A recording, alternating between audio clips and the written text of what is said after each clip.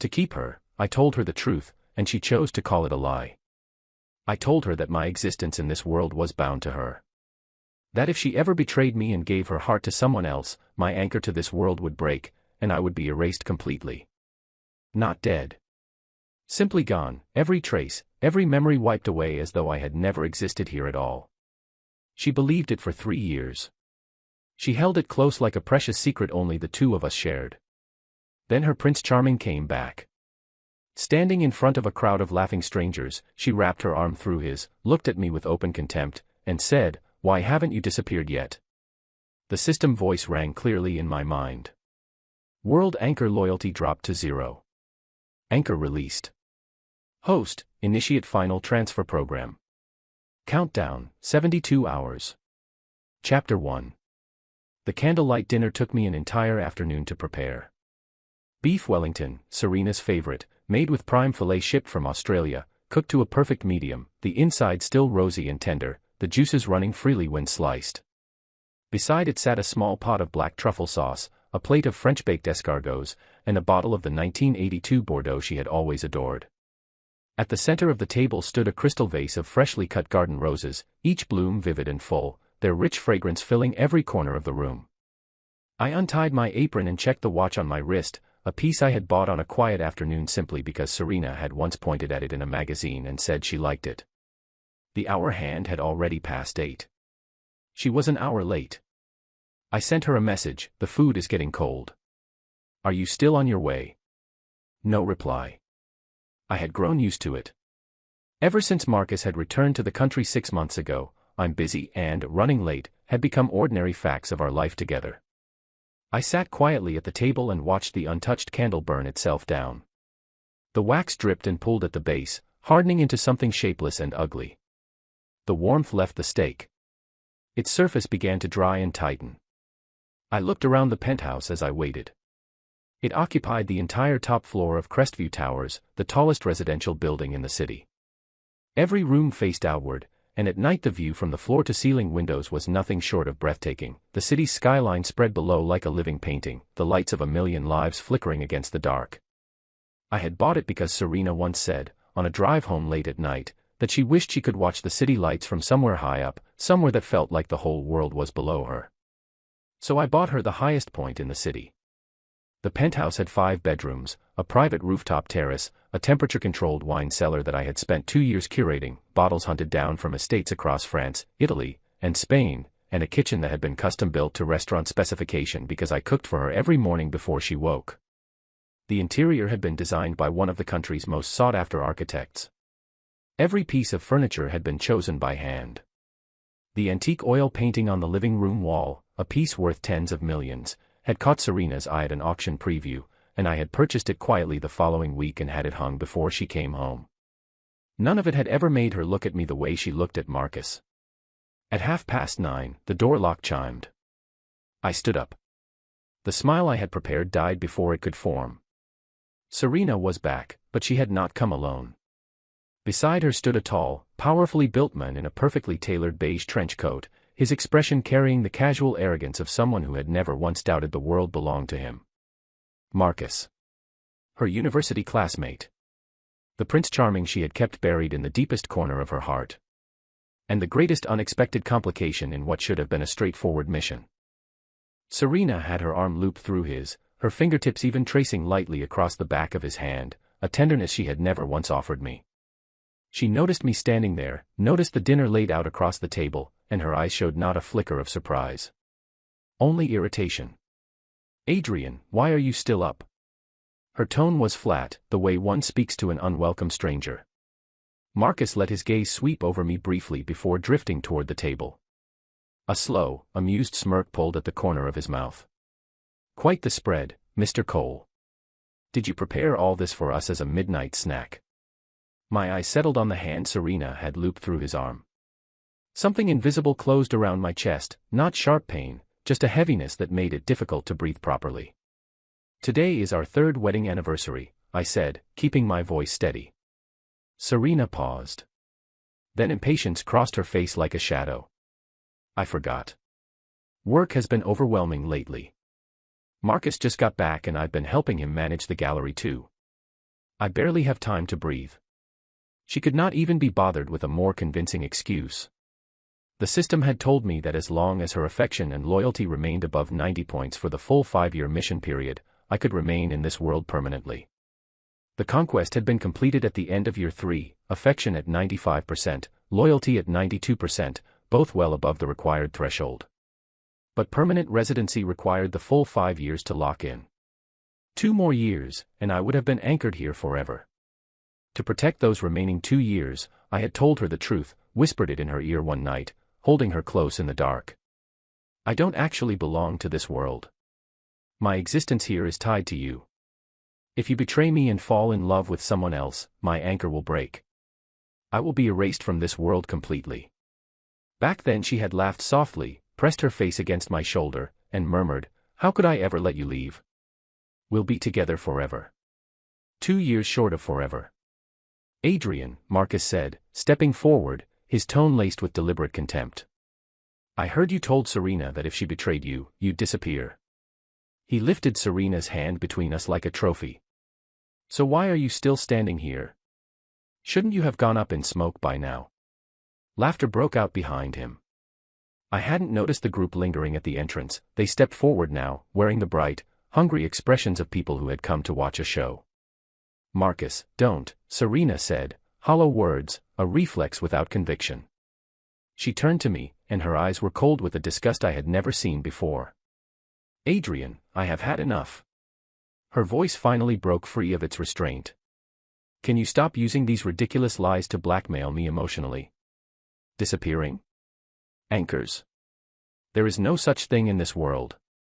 You made it all up just to keep me trapped. Don't you think that's pathetic? Disgusting." She said it as though she were tearing through years of carefully maintained pretense, ripping it apart with both hands. "You claimed you would disappear, yet you are the one who cannot leave me alone for a single hour. Your kind of love makes me suffocate. It makes me feel like I cannot breathe." Every word landed precisely, cutting into the places where I was most exposed. I looked at her, the beautiful face twisted with a revulsion I had never seen before. I looked at Marcus beside her, wearing the posture of a man who had already claimed his prize. I looked at the eyes around us, glittering with appetite for drama. I felt nothing in my chest. Only a quiet, hollow ringing. When the conquest mission had been completed, the system rewarded me with 50 billion in assets and a world-leading technology company called Nova Dynamics. I had handed the company to professional managers, stepped away from all daily ambition, and turned my full attention toward being the kind of husband she deserved. I cooked for her every morning. I learned which flowers she preferred in which season and had fresh arrangements delivered to the penthouse 3 times a week. I opened a Michelin 3-star restaurant, Velvet Table, and named it after the color of the tablecloths she had admired at a small bistro in Paris where we once ate on holiday. The restaurant did not accept public reservations. It existed solely for Serena and whomever she chose to invite. Because she had once said, without much thought, that she wished she could eat fine food whenever the mood struck her, and I wanted every mood of hers to be met. I also purchased a private villa on the coast 2 hours from the city, a white stone house with arched windows and a terrace that looked directly out over the sea, because she had once mentioned, in passing, that she had always dreamed of a place by the water. I arranged for the garden to be planted with the specific roses she loved, and I had the kitchen stocked and ready every time she wanted to escape the city. I arranged a standing reservation at the city's finest spa under her name, renewed her wardrobe each season through the personal stylist she preferred, and when she expressed interest in learning to paint, I had a private studio set up in one of the penthouse's spare rooms with every material she could need, a studio she visited exactly twice before losing interest. Everything I did for her, in her eyes, was nothing more than a method of control. A suffocating entanglement. The system spoke. Warning, World Anchor, Serena, loyalty at 0%. Anchor lock released. Legal residency expiring. Initiate final transfer program. Countdown, 72 hours. I took a slow, deep breath. The oppressive weight in my chest lifted, strangely and completely. I raised my head and met Serena's cold stare. The corner of my mouth curved into a smile she had never seen from me before, distant, indifferent, utterly calm. "All right," I said quietly. Both Serena and Marcus froze. "I will grant your wish." I looked at her and spoke each word clearly. As you want it, I will disappear. In my mind, I gave the system its command. Initiate the program. 72-hour countdown started. Phase 1, Asset Liquidation, initiated. Chapter 2. When Serena woke the following morning, the space beside her was cold and empty, with no trace of warmth. As though no one had slept there at all. Her head throbbed from the night's drinking. She sat up and noticed how unnervingly neat the master bedroom was. In the walk-in closet, the half that had always belonged to Adrian was completely bare, every suit, every shirt, every watch, every personal item gone. The space looked as though no one had ever lived there. A vague unease stirred in her stomach, but it was quickly swallowed by irritation. Throwing a tantrum and running off, she thought. How predictable. She reached for her phone and found an official notification from the Real Estate Transaction Center. Dear Miss Serena, the property at Crestview Towers penthouse has been placed into emergency sale by Mr. Adrian Cole at 30% of its current market value, in accordance with Clause 17 of your prenuptial agreement, unilateral disposal rights of gifted assets. Serena's mind went completely blank. 30%. The penthouse was worth $300 million. Both their names were on the deed, but Adrian had paid for it in full, and there had been a clause in their prenuptial agreement that she had signed without reading, on a morning when she was running late and simply wanted the paperwork done. She called Adrian's number immediately.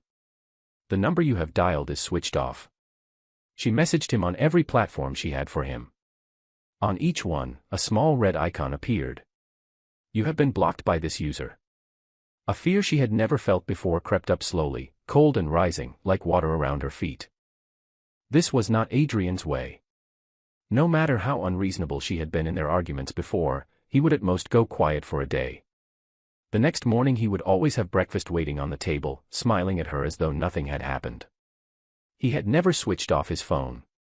He had certainly never blocked her. She called her lawyer, Vincent, without even washing her face first.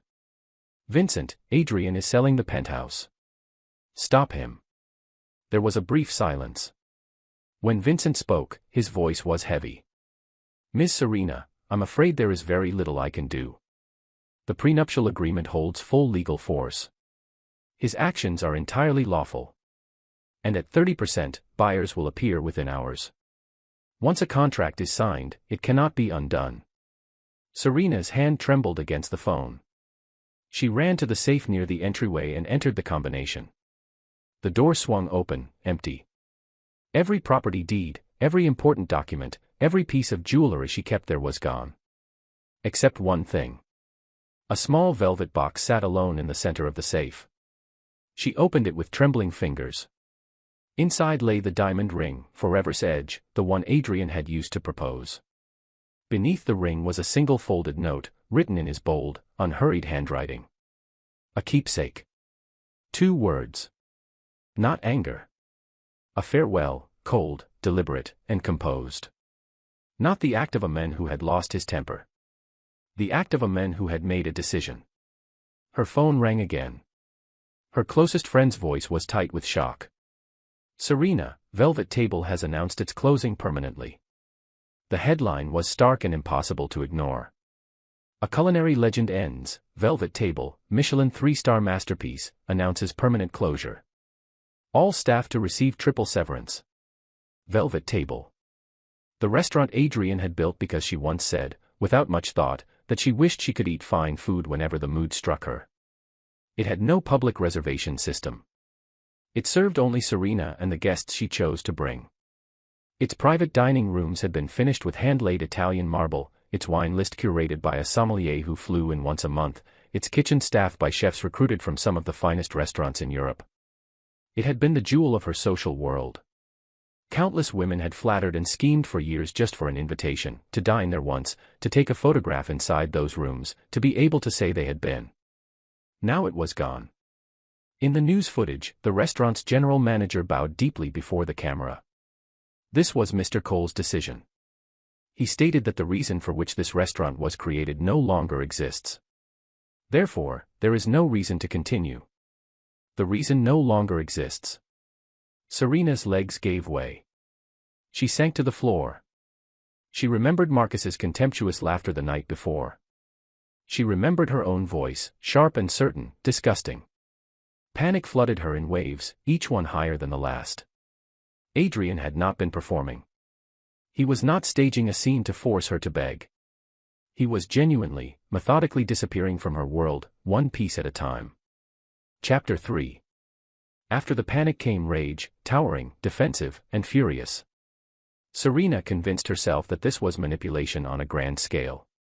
That Adrian was using extreme measures to force her to crawl back. She called her closest friend and declared that she was perfectly fine and would not be moved. Then she called Marcus, let her voice go soft and fragile, and told him what had happened.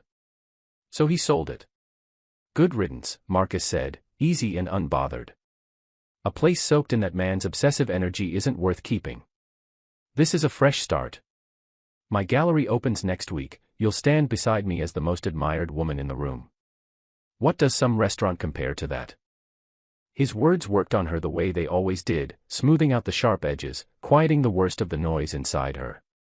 She reminded herself who Marcus was. An artist.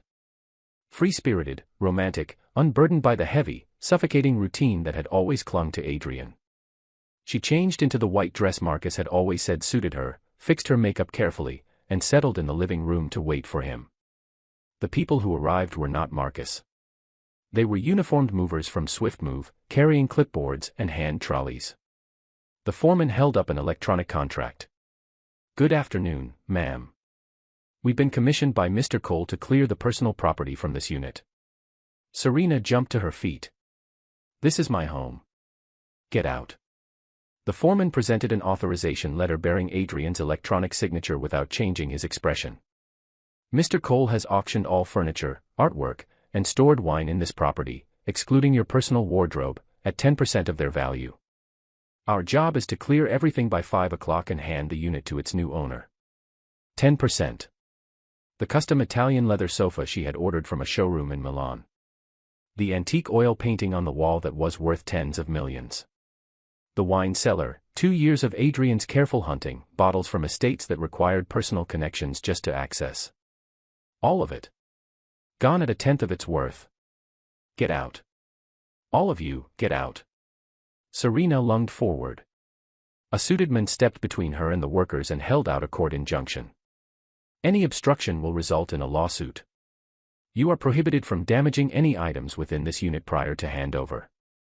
She could only stand and watch as the workers moved through every room, systematic, unhurried, efficient. The sofa. The rugs. The paintings pulled from the walls. The wine racks emptied crate by crate. Every object that carried Adrian's fingerprints, every trace of the life they had shared, was wrapped up and wheeled out without ceremony.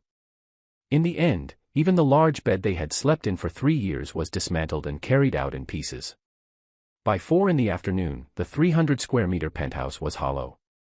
Only the floor-to-ceiling windows remained, and beyond them the sky sat gray and indifferent over the city below. Serena stood in the middle of the emptied room. Beneath her feet were scuff marks left by the trolleys. Her few suitcases of personal clothing sat stacked in the corner like forgotten luggage. Only then did she understand. Adrian was not trying to force her back. He was erasing every record of his presence, methodically and without sentiment, one piece at a time. Her phone buzzed. Marcus. Baby, I can't make it today. One of the gallery's investors pulled out and I need to chase replacements. Are you all right? Adrian hasn't caused more trouble, has he? Serena looked around the gutted shell of the room where she was standing. I'm fine, she heard herself say. When the call ended, she lowered herself slowly to the floor, knees drawn to her chest. There was only her own breathing and the low moan of the wind outside the glass. A loneliness so complete it felt physical pressed in from every direction. Chapter 4. Asset liquidation complete. Phase 2, social relationship severance, initiated. I sat in a standard budget hotel room and watched the last light fade from the window. My lawyer's messages came through steadily. Property transfer completed. As per your instructions, half the proceeds have been donated to a rural children's education fund under the name Serena. The remaining half has been transferred to your designated overseas account. All velvet table staff compensation and severance fully processed. Every employee received triple their annual salary. All Nova Dynamics shares transferred. Proceeds handled accordingly. In a single day I had gone from being one of the most powerful men in this city to an ordinary man with nothing to his name in this world. On the system panel, a long column of accumulated points scrolled continuously, points earned across 8 years of living here, building here, loving here. They would be more than enough for a comfortable life when I returned to where I came from. My heart was entirely still. I opened a hidden application on my phone, one that should not have still been functioning, but the system allowed it as a final courtesy. The live feed from the Crestview penthouse appeared on screen. Serena was curled in the corner of the empty living room, arms around her knees, looking like something very small that had been set down and forgotten. Without her careful makeup, without the sharpness she always carried like armor, she looked fragile. Exposed. I watched her without expression. The mission had required me to pursue her, to make myself everything she needed, and to win her completely over 5 years. I had crossed the conquest threshold at the end of year 3, affection at 95%, loyalty at 92%. 2 more years and the permanent residency lock would have sealed. I had been close. So close. I had believed, when the numbers climbed past 90, that I had earned something genuine. A real home. A real life. A real person who had chosen me back. Now I understood the truth. It had only ever been a transaction. I was the player. She was the target. The game had ended 2 years early, and it was time to leave the stage. I closed the feed and deleted the application. From this moment on, her grief and her relief were none of my concern. Severing all non-essential social connections. Contacts, accounts, identity information, being erased one by one. Estimated time, 48 hours. My phone acted on its own, removing contacts, logging out of every account, canceling every subscription and membership. One name after another vanished from my screen. One small accumulated piece of this life after another was stripped away. Finally, the screen went dark, the device reduced to an inert rectangle of glass and metal. The world became quiet in a way it never quite had before. The next morning, the new owner arrived politely at Serena's door and asked her to leave. She stood in front of the building with 2 suitcases on the pavement and stared at the street. Back to her parents, she had not spoken to them in 2 years. A hotel, she reached into her bag and understood, with a slow sickening clarity, that she had no cash and every credit card she owned had been cancelled. She called Marcus. He answered after a long wait, his voice impatient, the background noisy with music and conversation. Marcus, I have nowhere to go. The penthouse, I've been asked to leave. So find a hotel. I don't have any money. Silence. Then his tone sharpened. What do you mean no money? Surely you've got something coming from a divorce settlement. We're not divorced. All my accounts are cancelled. Another silence. Beneath it, she heard a woman's voice calling his name, light, flirtatious. Her chest dropped. Fine. I'll have my assistant bring you some cash. But things are difficult on my end with the gallery investors. Try to manage on your own for now. He hung up without waiting for her reply. An hour later, his assistant pressed an envelope into her hands on the street, his eyes carrying undisguised contempt. This is from Mr. Marcus. He says spend it carefully. He turned and left without another word. Inside, 50,000 in cash. Once, 50,000 would not have covered her most basic handbag. Now it was the sum total of everything she had. She took a taxi to Nova Dynamics headquarters. Adrian had occasionally dropped into the offices even though day-to-day management had always been in other hands. But when she walked through the glass doors and approached the reception desk, the attendant's smile did not waver. I'm sorry, ma'am. There is no Adrian Cole employed at this company. He founded it. The founder of Nova Dynamics is Mr. Sterling. The chairman is Mr. Whitmore. There has never been an Adrian Cole in any executive role here. Serena walked to the founder's wall. The photograph that had always shown Adrian, sharp-eyed, confident, at ease with his own power, was gone. In its place was a middle-aged man she had never seen. The name below the frame read, Sterling. She searched Adrian's name online. Every article, every interview, every industry profile that had ever connected him to the company had been scrubbed. Only Sterling remained. As though Adrian had never built anything at all. As though an invisible hand had reached into every record and removed him completely. Chapter 5. Serena went everywhere they had ever been together, every restaurant, every arcade, every cinema. She asked anyone who might remember him. The results turned her cold. Mr. Cole. We have no record of that guest. I don't think I've ever seen him. Haven't you always come with Mr. Marcus? Everyone had forgotten Adrian. And even her own memory was beginning to resist her. She reached for specific moments, the warmth of his laugh, the particular way he had looked at her across a dinner table, and found them blurred, like scenes viewed through frosted glass. His back as he stood cooking. The gentleness in his expression when he turned to look at her. The solidity of his arms when he held her. These remained. But his face, his voice, dissolving, slowly and steadily, like ink in water. This frightened her in a way a simple separation never could have. He had told her once, in the soft early months of their marriage, exactly what this would mean, not death, but erasure. The complete, systematic removal of every proof he had ever existed in her world. She had laughed at it. Called it a ridiculous story invented by a man who wanted to control her. Now she knew it was real. And she, with her own cruelty, in front of a crowd of laughing strangers, had personally triggered it. The regret that moved through her was not a sudden crash. It was slow and thorough, the kind that settles into the bones. She used the $50,000 to rent a small room in a remote part of the city. She stopped returning Marcus's calls. She stopped reaching out to the friends who had stood in her entrance hall and laughed. Every day she sat in the cramped, slightly damp room and watched her wedding video on repeat. It was the only proof of Adrian that had not yet disappeared.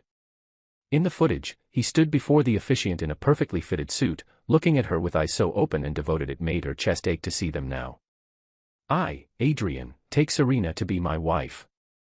In good times or bad, in wealth or hardship, in health or in sickness, I will love you and cherish you, until death parts us.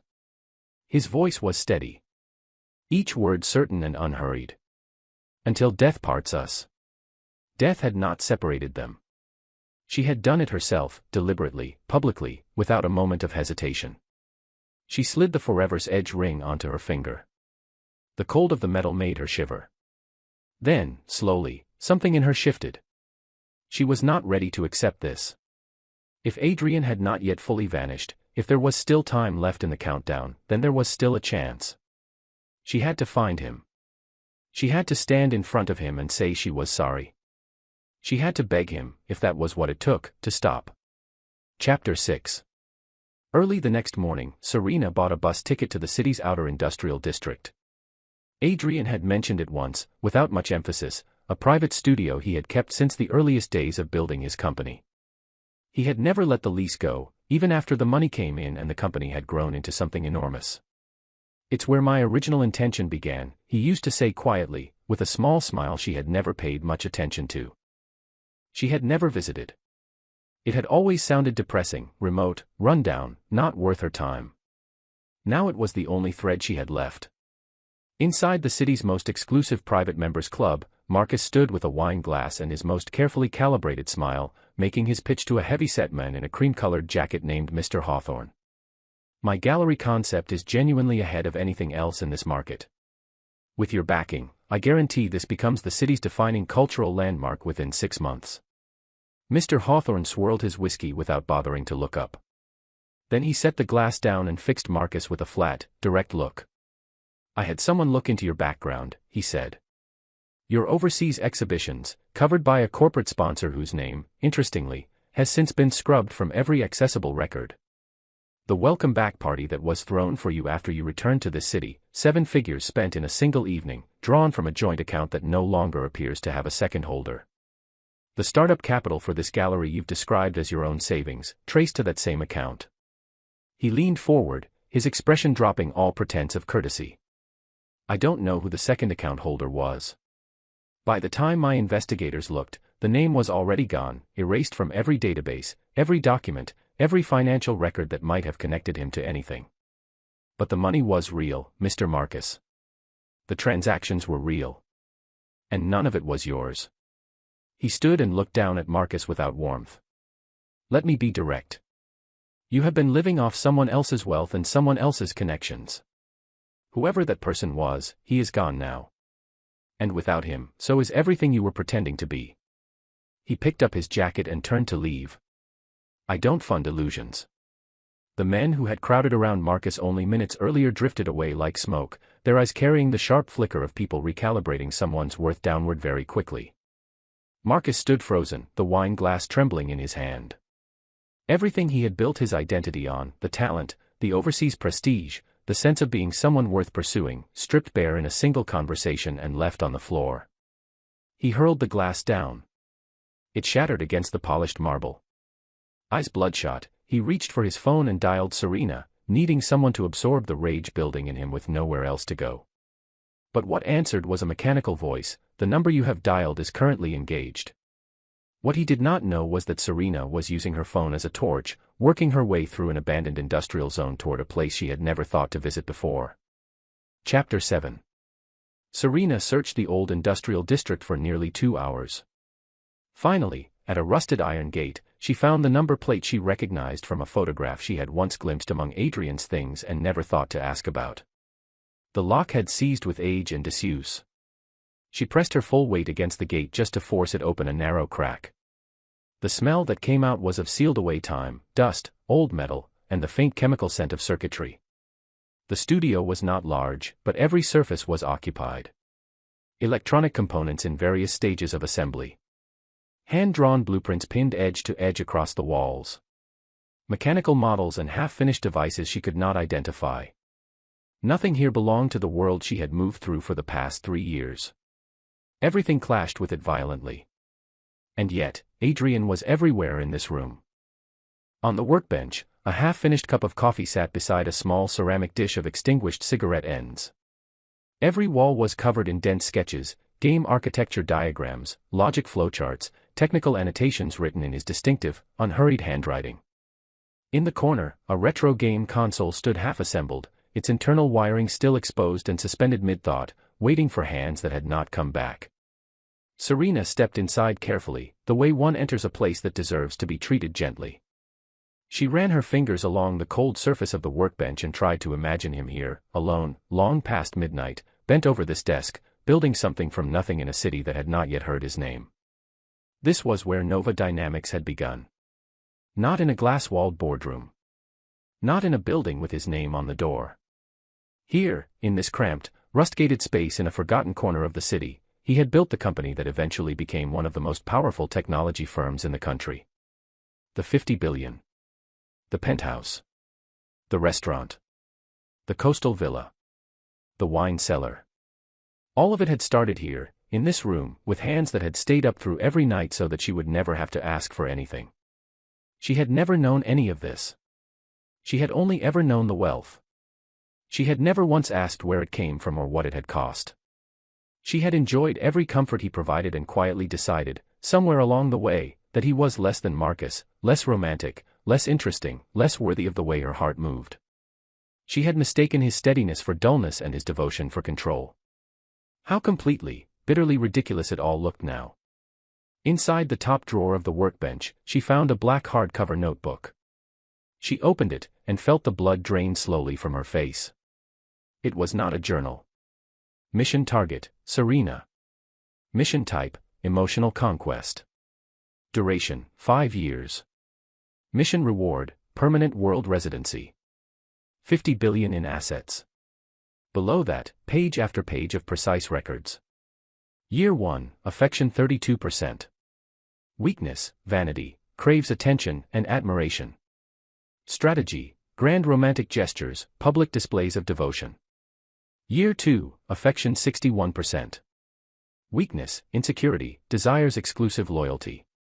Strategy, consistent and meticulous care, gentle separation from damaging social patterns. Year 3, affection 95%. Loyalty 92%. Conquest threshold exceeded. Long-term residency protocol initiated. Residency lock confirmed upon 5-year completion. Current status, Year 3. Residency lock pending.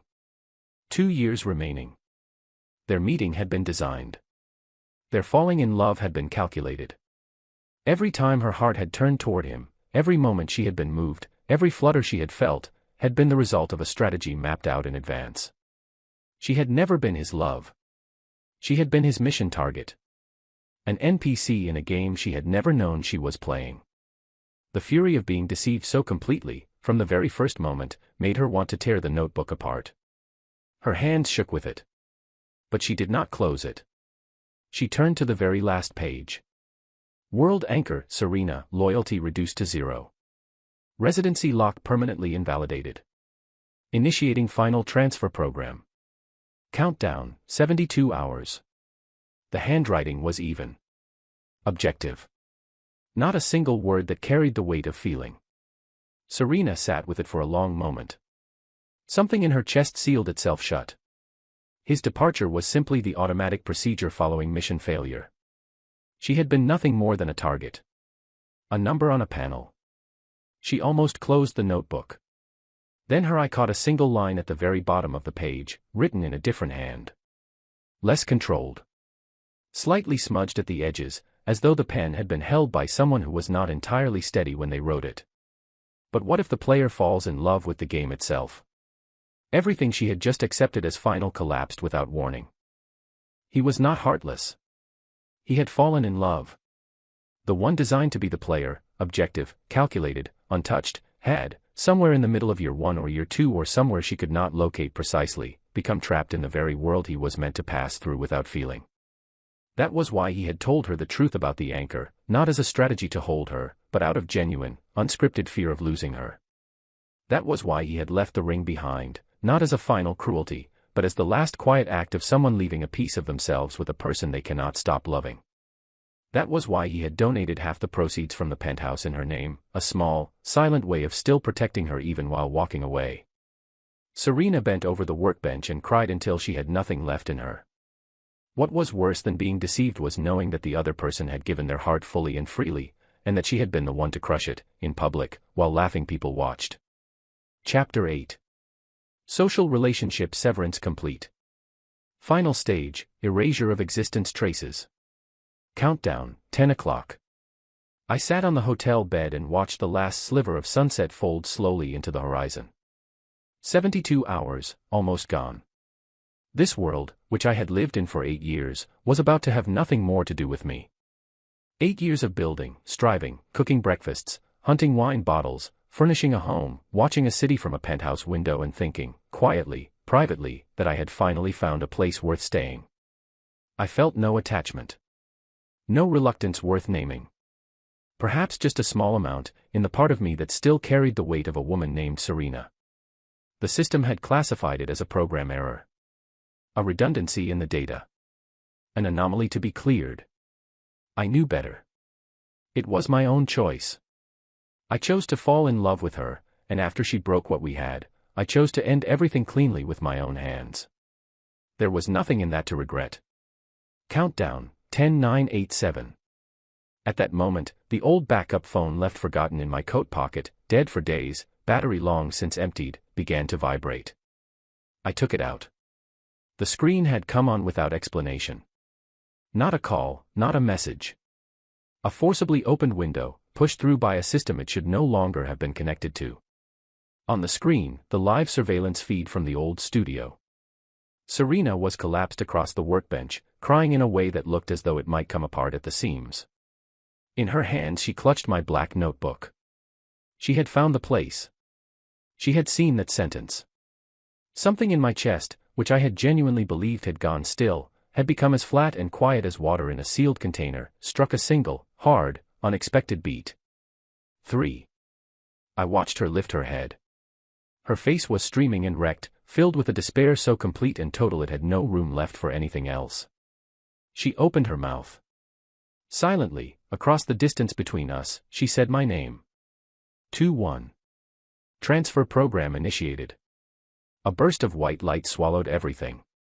Serena was barely breathing through her tears when the phone she had been using as a torch began to flicker. Every image on its screen vanished, replaced by a red countdown. 05. She went completely still. 04. She understood instantly what she was looking at. 03. No, the sound that came out of her tore through the silence of the studio. 01. She jerked upright and screamed with everything she had. Adrian. Adrian, come out. I was wrong, I was so wrong, I'm sorry, please. At the moment the countdown reached 0, the air at the center of the studio shifted. It rippled the way the surface of still water moves when something beneath it stirs. From within that disturbance, slowly and faintly, a figure emerged. Adrian. White shirt, dark trousers. Tall, composed, expression calm. His gaze passed straight through her, fixed on something beyond, some point she could not see. He could not see her. She was no longer part of where he was. Adrian, Serena threw herself forward and reached for his hand. Her fingers passed through him without resistance. He was like a reflection, present to the eye, absent to the touch. He no longer belonged to this world. Behind him, a gate of soft, warm light opened, quiet and completely final. He turned toward it. Without hesitation. Without looking back. Don't go. Serena dropped to her knees, her voice barely recognizable as her own. Please, please don't leave me here alone. The figure at the edge of the light paused. One fraction of a second, the space between deciding and doing. Then he stepped into the light. The gate closed. The studio returned to absolute silence. Serena remained alone on the dusty floor, the only living thing left in the room. The phone in her hand went dark. The last trace of Adrian Cole in this world was gone. Epilogue. 1 year later. In a neighborhood restaurant with ordinary tables and a worn laminate floor, a woman in a server's uniform moved efficiently between customers, clearing plates and resetting napkins. She had cut her hair short. She wore no makeup. Her face held a quietness shaped by time and consequence, rather than peace. It was Serena. After Adrian left, the debts Marcus had been quietly running up in corners she had never looked into came looking for her instead. She sold the Forever's Edge ring. She sold every remaining piece of jewelry that could be turned into money, and it was barely enough to start over. She did not go back to her parents. She did not contact the friends who had stood in her entrance hall that night and laughed. She took the most ordinary job she could find, rented the cheapest room available, and began learning, slowly, without grace, and without the option of giving up, what it meant to live entirely on her own. That evening, clearing the last table before closing, she found something beneath an empty plate. A generous cash tip. And beneath the tip, a folded paper napkin. On it, someone had drawn a small, lopsided smiley face in ballpoint pen. Clumsy. Simple. Childlike. Serena went completely still. She remembered a morning years ago, when she had been sick and refused to take her medicine. Adrian had drawn exactly this kind of smiley face on a sticky note and pressed it gently against the side of her cup. Take it. For me. Her heart seized. She crossed the restaurant floor in 4 quick steps and pushed through the front door into the night. The street stretched in both directions, busy with ordinary people living their ordinary evenings. No one who looked like Adrian. No trace of him anywhere at all. A coincidence. It had to be. She went back inside and picked up the napkin with the care one uses for something irreplaceable and fragile. She stood there for a long time, just holding it. Then she bowed her head. A single tear fell and spread across the face of the little drawing, blurring the ink gently at the edges. She knew, with the kind of clarity that only arrives when it is far too late to be useful, that she would carry the weight of what she had destroyed for the rest of her life. Not as punishment. Just as the shape of who she had become, and the outline of what she had lost. In a space with no sky and no floor, pure white, extending without boundary in every direction, a man stood before an enormous holographic screen. On the screen was a frozen image, Serena, in a server's uniform, standing over a table in a modest restaurant, a paper napkin held carefully in both hands, tears running silently down her face. A smooth, emotionless voice filled the space. Earth-World 73B, mission experience concluded. Overall evaluation, S+. Conquest threshold successfully exceeded in year 3. Decisive departure protocol activated following anchor betrayal. Performance standard, highest recorded.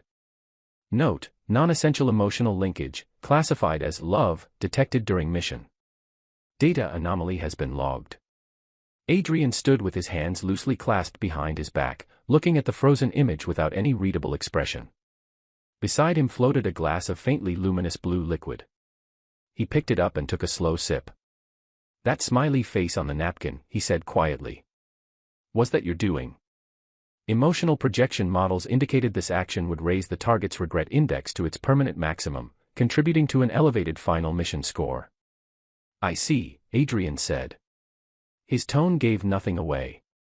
"Host Adrian, would you like to initiate the memory formatting procedure to clear the emotional anomaly generated during this mission?" He looked at the screen for a long moment.